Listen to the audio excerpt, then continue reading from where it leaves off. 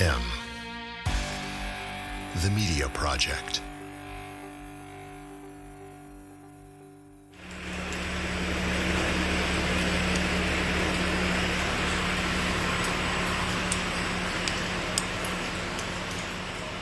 What you're listening to is the sound of production, of foam glass production.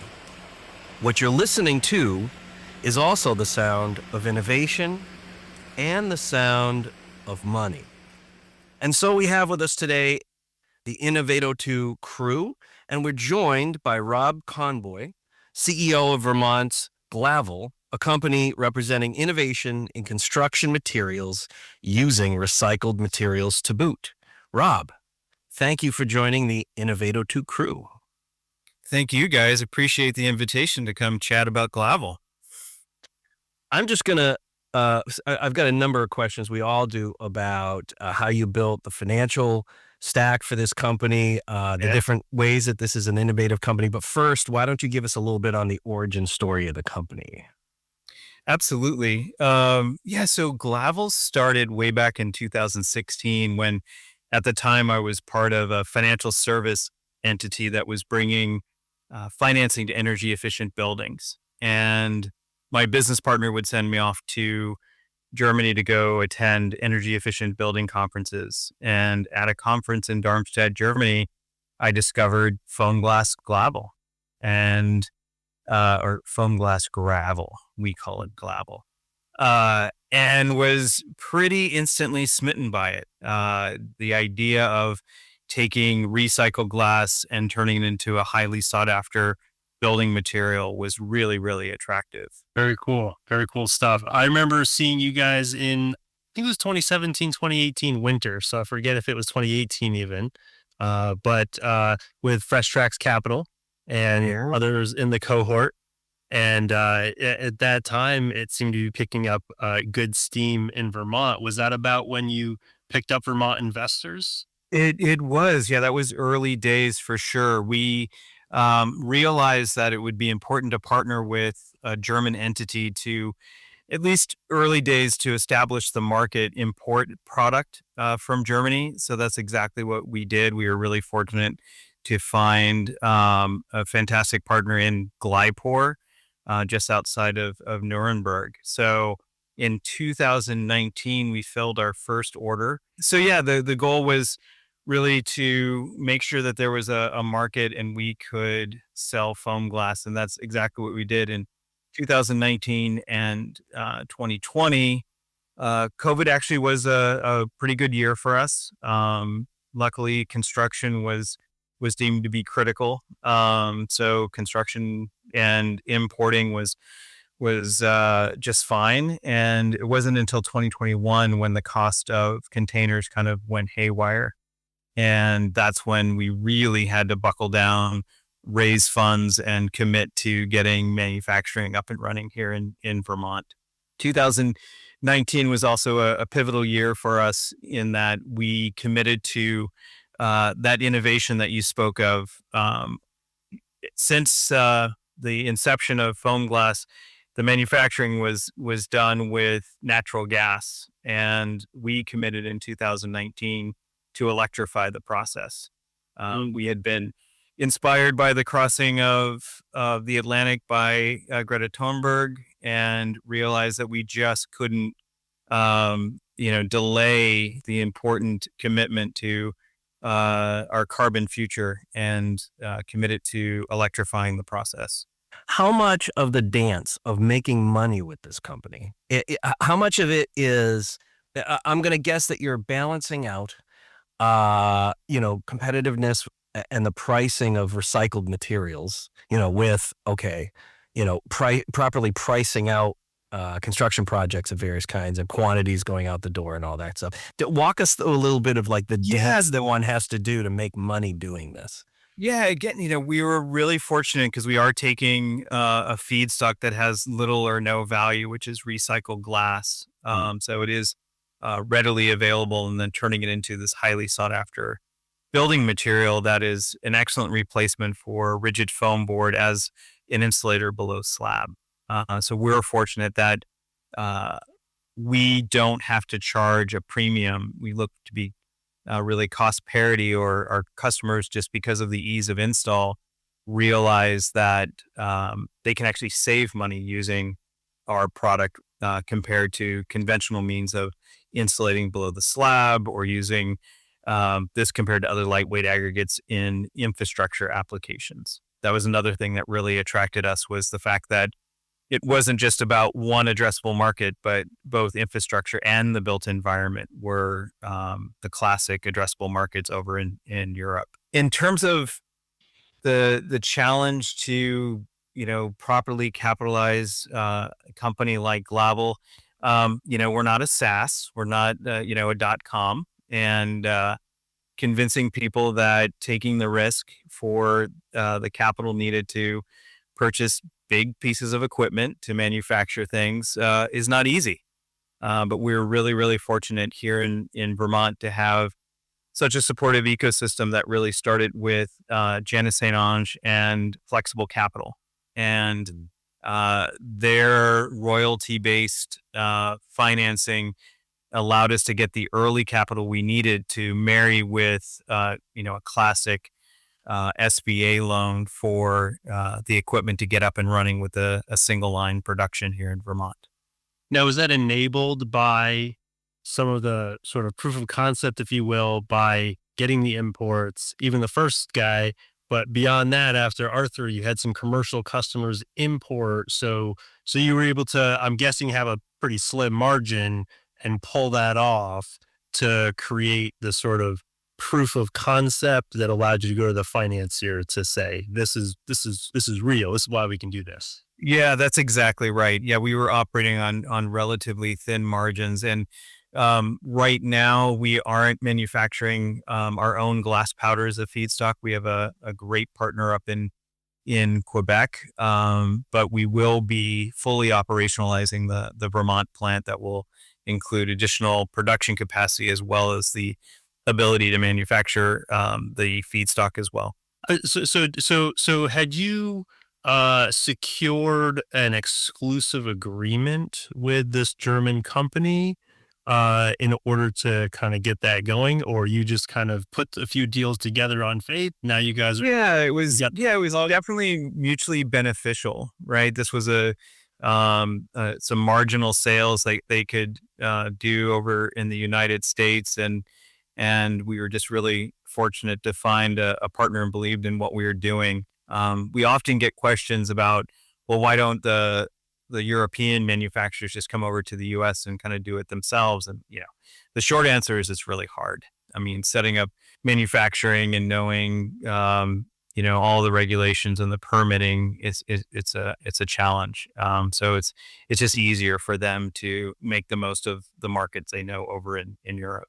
It's interesting because you've got the element of recycled materials, but you also have that, and that's a benefit, right, to your process. But then there's also the fact that with aggregate that traditionally is mined, right, this, for every project, that uses your product, it's one less project that's using some form of mined aggregate as its base. Yeah, when you look at the totality of embodied carbon, that does start with, where does the raw material come from? How is it trucked to the manufacturing facility? How is it processed?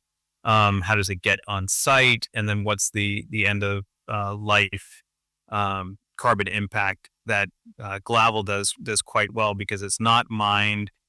Whereas, petroleum-based products, obviously, having extracted oil, or when we think about insulating below any of the buildings, you're eliminating the need for a stone base layer and then the petroleum-based chemical-laden foam board as well. So really carbon intensive.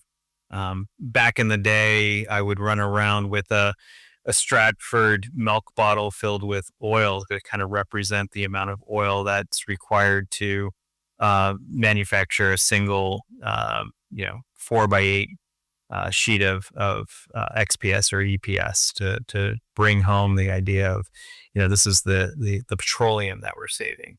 Was it challenging to educate a whole industry of customers around a very different way of approaching that, of sub-slab installation? Somewhat. I mean, we definitely had the advantage because there is that layer of stone and then you're putting foam board. The site work is very, very similar because you're already doing kind of one of the two steps, and we essentially are eliminating a step. So excavators, while it was a new product and it doesn't necessarily feel like 3/8 stone when they're compacting it for the first time, because it is so light, it still at the end of the day is an aggregate. So we were really fortunate as compared to other innovative products that are maybe 2 or 3 steps removed from the traditional way of insulating below a sub slab. So we had that going for us. So while it wasn't nothing, right? It is a different product. It feels different. The compactor kind of floats on our product for the first 2 or 3 passes. So there was some getting used to. But at the end of the day, we would always just reinforce that essentially it's an aggregate. And that really assuaged a lot of the fears, which, to be honest, when excavators are seeing that foam glass is spec'd in, if it's the first time they're using it, we do have to worry about, the additional costs that they may bake into their bids that they put out there because there's a learning curve and it sort of is what it is. But, to a project, I think folks are always pleasantly surprised in terms of the ease with which it can be installed. And what's the growth strategy too? Obviously the total potential market is fairly large, and we're in the midst of a housing challenge. So we're going to be building a lot more housing somewhere in North America. What's the growth strategy, and how did all the housing challenge even did it, or how did it play a role? And when I say your strategy, I mean, like, is this we get to a certain point, we build another regional manufacturing facility somewhere else? That's exactly right. Yeah. Oh, interesting. Yeah. So, I, in doing research on foam glass, found a bunch of interesting articles. One was from the EPA, dated August 1977, that was recommending that we manufacture foam glass. So it was a long time coming, and we knew we've been doing it for a while. I was one, just to give some perspective here. There you go. I was 8, so I was a little bit older. We've been talking about this shit for a long time. Is the basic bottom line. Like, there was that, and then the EU had commissioned a white paper that was absolutely fantastic, that really delved into looking at the economics of foam glass plants and what the sort of sweet spot was. And it really can get sort of distilled down to, from an economic standpoint, the sort of sweet spot is 2 production lines, and servicing an area that's about 300 miles in radius. You want somewhere between 7 and 9 million in terms of population. You don't want to have to bring in glass greater than, say, 150 miles. So those are the parameters that kind of make sense for foam glass production. And it is fairly parochial.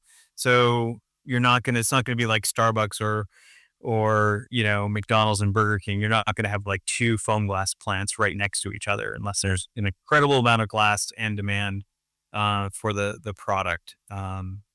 Speaking of coupling, that sounds like places like regional or municipal MRFs would be an interesting place for you to be, right? Where there are large amounts of recycled material. Yeah, there are groups out there that are looking at recapitalizing MRFs that really haven't been invested in for quite some time. And glass is usually one of the things that they're solving for, and trying to figure out how to improve the glass processing. Listeners, for the uninitiated, a MRF is a municipal recycling facility. I'm getting lots of smiles here on camera. Like, It actually reminds me, and I won't take it too far, but I remember seeing the article recently about the low carbon materials tour that you had partnered actually with a client of mine, New Frameworks. and that there was this, and I've been hearing these great parallels between your organizations as well, that you're both delivering this really high quality product in the construction industry and doing so in such a way as to address environmental concerns, climate concerns, and that being a core value, and at the same time doing it in such a way that you're really supporting these other industries like recycling, or in New Framework's case, regenerative agriculture. Was that something that you really decided early on, as you were saying, that parasitic, avoiding that parasitic Absolutely. Again, I was, a lot of things hit me all at once, and I can be a bit of a romantic, and this idea of truly creating manufacturing jobs and green manufacturing jobs and having an impact by in doing so was an important part of us starting the company, of who and what we wanted to be, for sure. So have you found, I mean, I've seen you here for a while. Obviously I think Vermont's a great place to do this. Will mentioned, his client that's keeping these similar things in mind.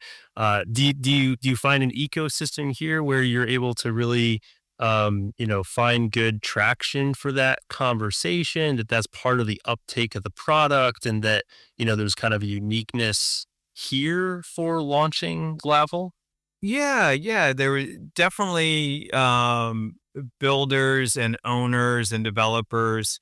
There was a natural inclination for a product like Glavel. I think Vermonters want to support Vermonters and use products that are made here, for sure. And oftentimes folks ask, well, I mentioned Act 250, and what was that like to sort of get over in the regulatory system? And the governor actually asked about that when he toured our plant, and I said, my advice to anyone looking to start a manufacturing plant is just start early. Talk to everyone, bring them into the process really early. Just avoid all surprises. Yes, it's an onerous process, but you also learn a lot about yourself, about your process. You have the opportunity, if you choose to see it as an opportunity, to link into all of the different departments within the state government that are important, that touch Act 250, that will become your advocates, especially if you bring them to the table early rather than adversaries if you're trying to fight them. So just it's a bit like surfing, just lean into the wave, don't fight it, and you'll really you'll benefit from it, and just start early, and just realize that it is a process, and just make the most of it, really. And running parallel to that, you mentioned Flexible Capital, which are friends of the podcast. They've come up often, and Janice Sainridge and that team there. That did that sort of blossom into having other institutional individual investors over the long haul after their initial seed capital, or Yeah, I mean, we were fortunate to loop into some angel investors here in Vermont that participated in some of the bridge rounds that we offered. Which is really, really fortunate to have such a supportive network here in Vermont. And then most recently, a new fund called Rural Works, that's based here in Middlebury, that looks for rural manufacturing all throughout the U.S., but invested in us with a close earlier this year, which we're really pleased to have them as a partner as well. So what were you wrapping up? We were, I actually, got luckily roped into the tour. Yeah. But there was more to it. What were you guys wrapping up that day? It was a series of tours that were going on, right? Yeah, we were fortunate to have, kind of out of the blue, the governor and the Secretary of Transportation and folks from the Agency of Commerce happened to be in the neighborhood and wanted to stop by, and Governor Scott comes from construction. He had been sort of following our progress all the way back in 2018, 2019. We thought we were going to be up in St. Albans. That site ended up not working. But we're just really, really fortunate to have a governor that understands construction and construction timelines and has just been really, really supportive in that regard. With our manufacturing facility, we like to make sure that we're not just selling into one addressable market. So we had the good fortune of doing some Department of Transportation projects in upstate New York and other states as well, and look forward to hopefully working with the Vermont Agency of Transportation as well. Now, with the dynamics, seemingly several different key factors changing in rapid fire form in the housing market, namely we've got interest rates coming down. We've got a change in administration that could wildly affect up or down money entering the housing ecosystem or not.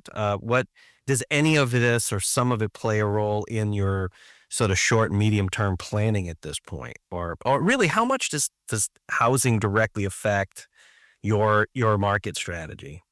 Yeah, I mean, we didn't see a huge effect we thought we were necessarily on the built environment side of the equation. We refer to commercial jobs, so we have multifamily and car dealerships, office space or mixed use space that use our product.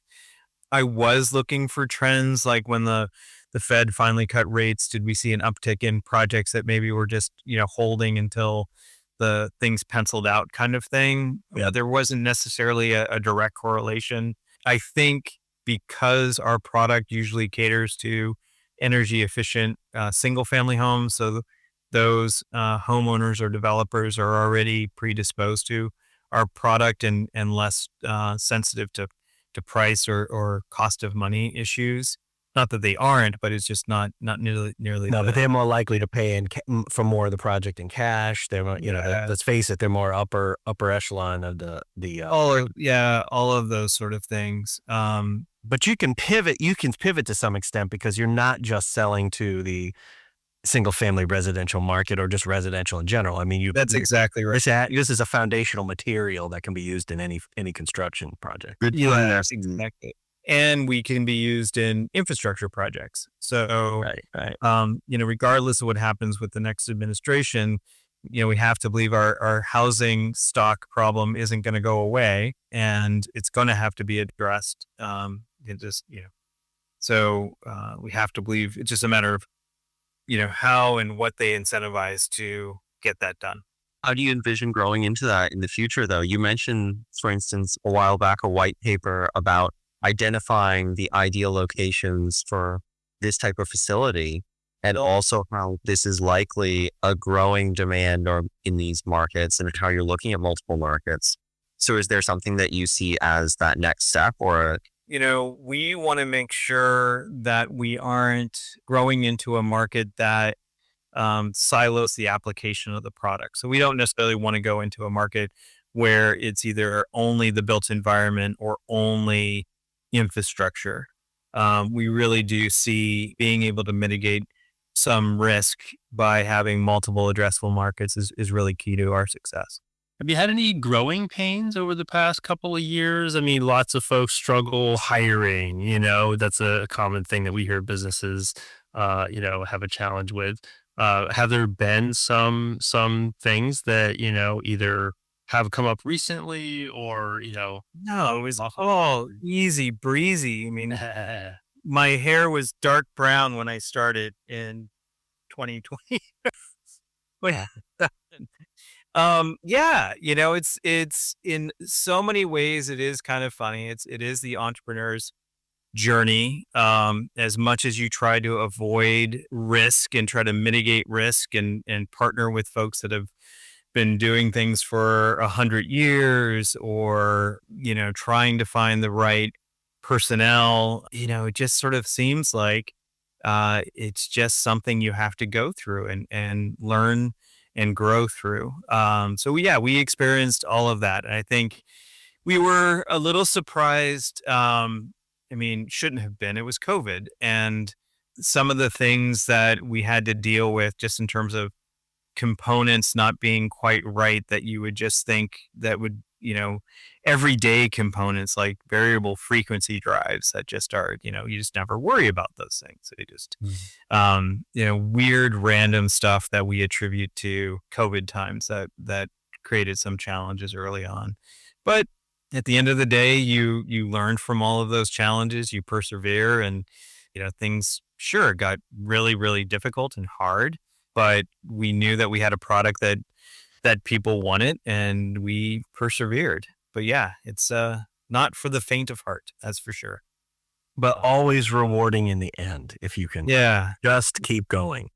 Exactly. Are there any unique use cases for Glavel that you've identified or maybe speculated on that haven't been proven out yet? I'm wondering if there's certain electrical properties or vibrational properties that have yet to be fully explored. Yeah, there are some, not necessarily electrical properties, but I always can never pronounce the electricity.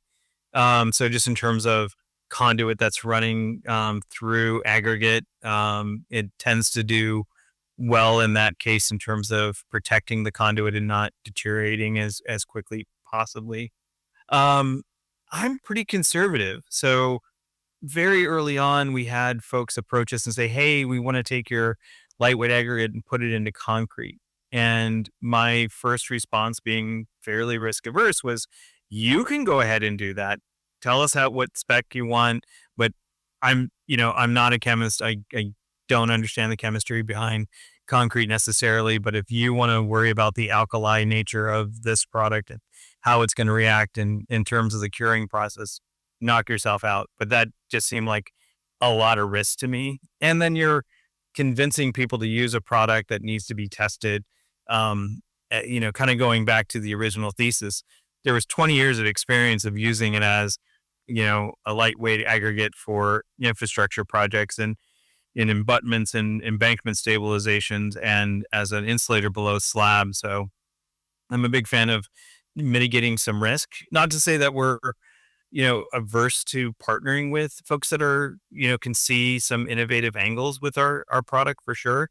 But the addressable markets that are a safe play are just huge. So I think fortunately, am not just that, as some entrepreneurs could be, distracted by the shiny object of wanting to find a riskier path. I think we want to, milk and make the most of the addressable markets that we know we can serve really well.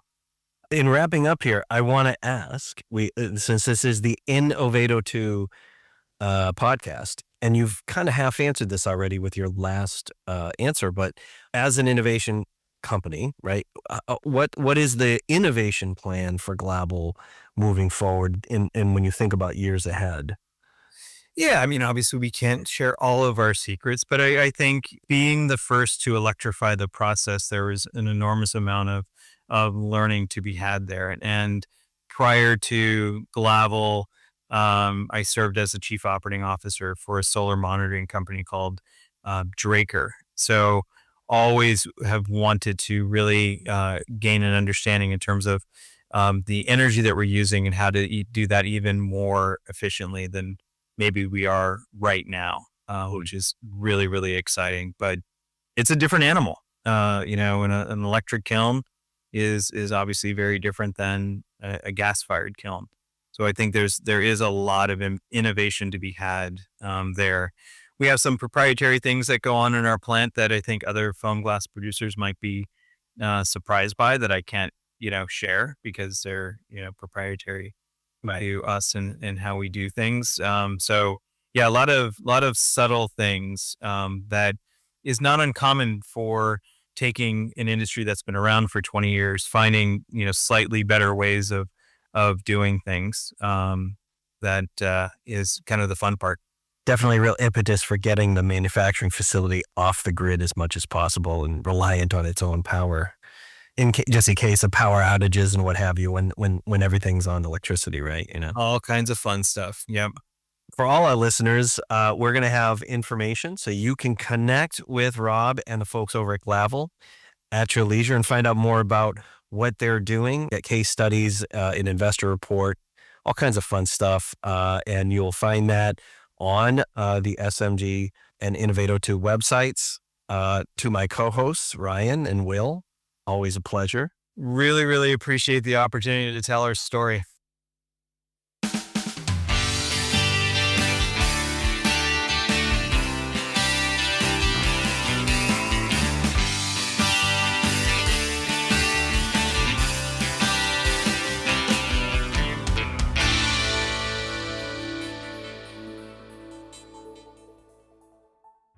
Ready to launch your new tech or tech-enabled business? Join Actuator, BRIC's free entrepreneurship program. Our 8-week curriculum offers collaborative learning, weekly workshops, and invaluable mentor connections to set you on the path to success. Get all the details and apply at www.bricvt.org/actuator. Don't wait. Our January cohort is filling up fast. Apply today.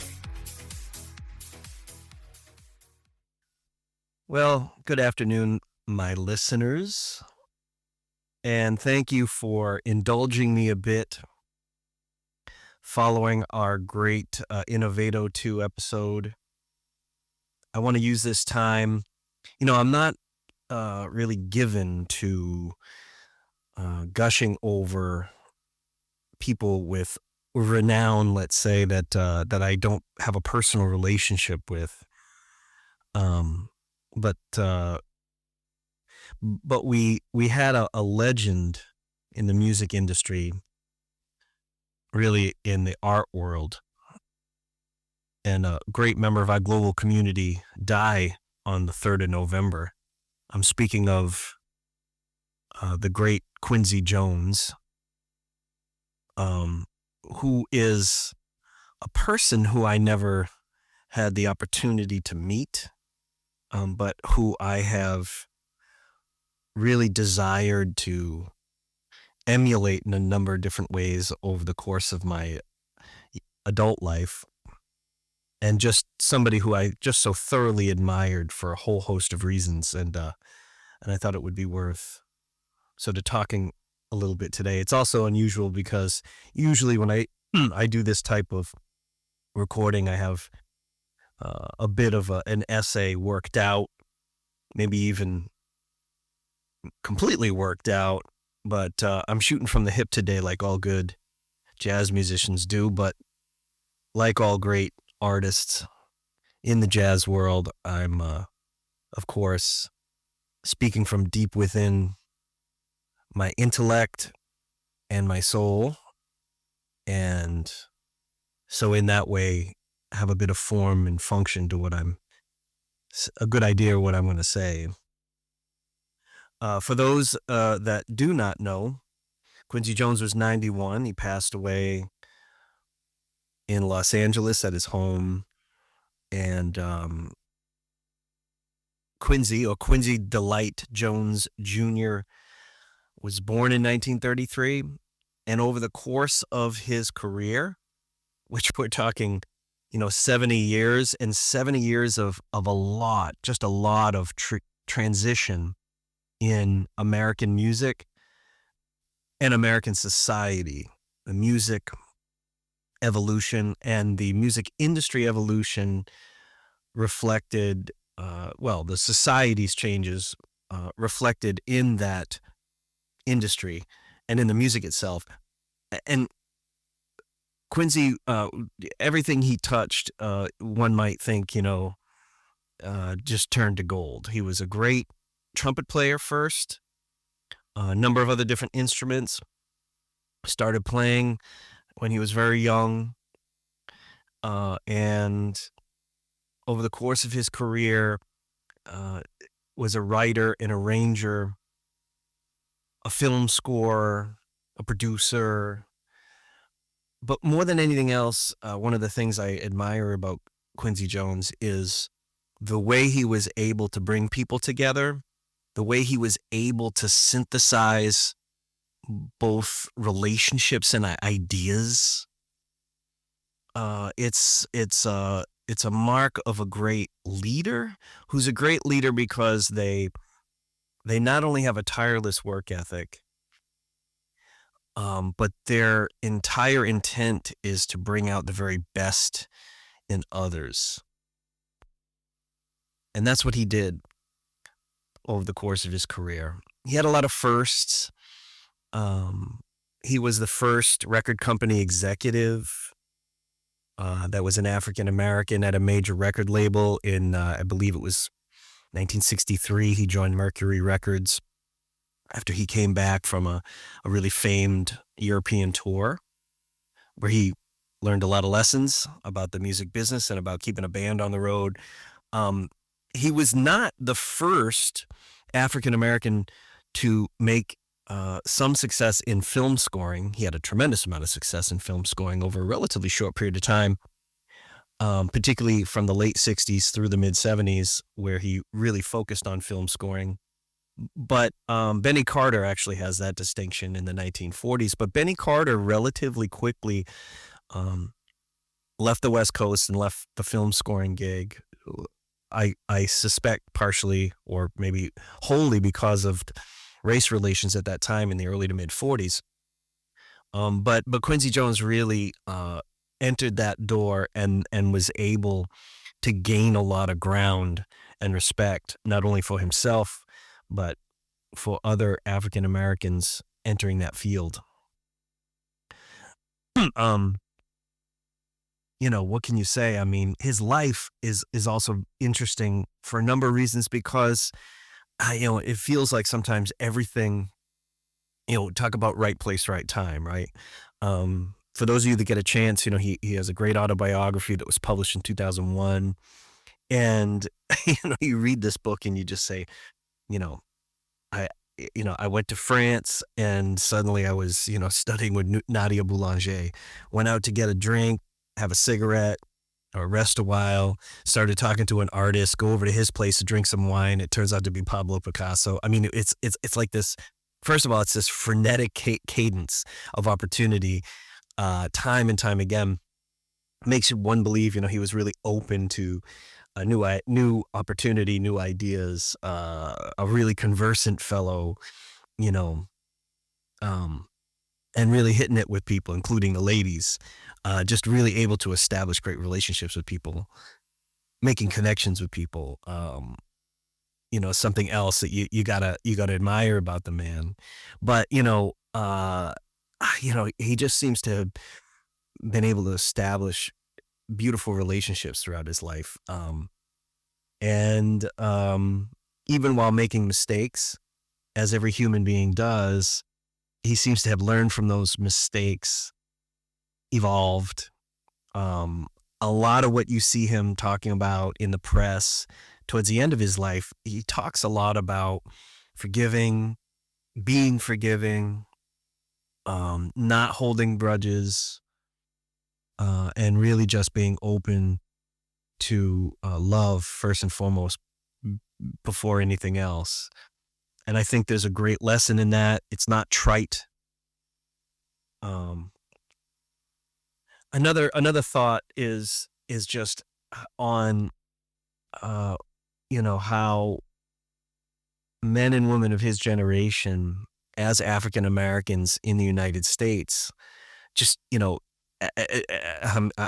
just a white kid, right?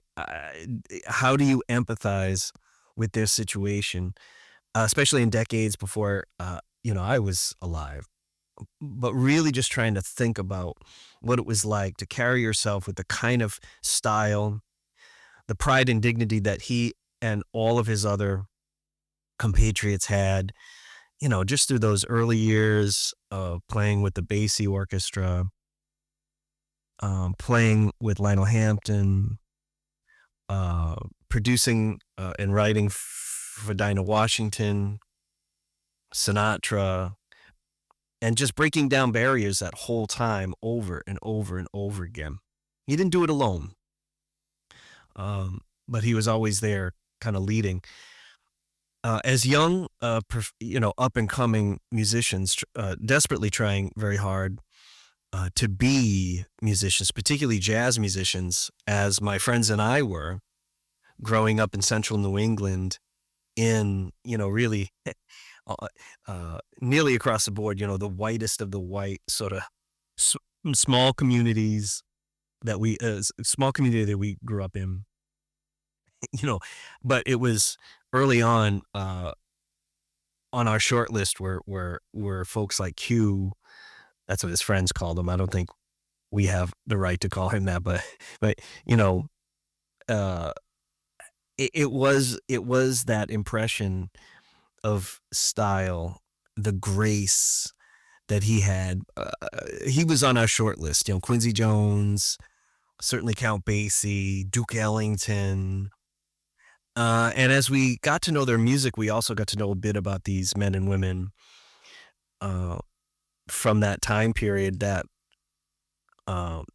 even though we were just, small town white kids from New England, we really wanted to be like them.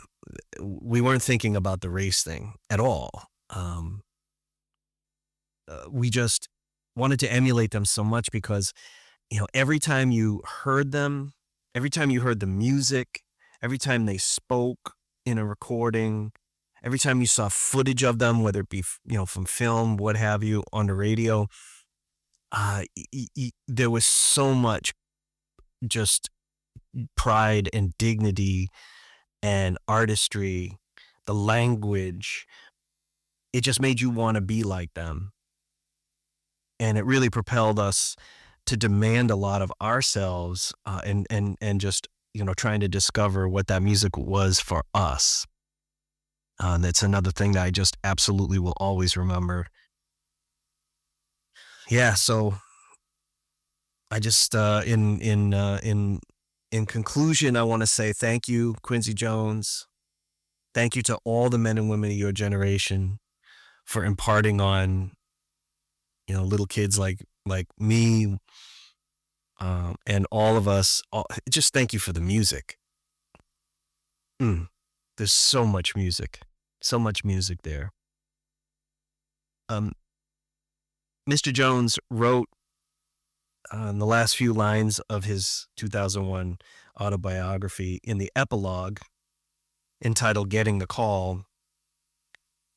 It is time to say that despite all the Grammys and the special awards and testimonials that maturity bestows, it will always be the values you carry within yourself of work, love, and integrity that carry the greatest worth, because these are what gets you through with your dreams intact, your heart held firm, and your spirit ready for another day.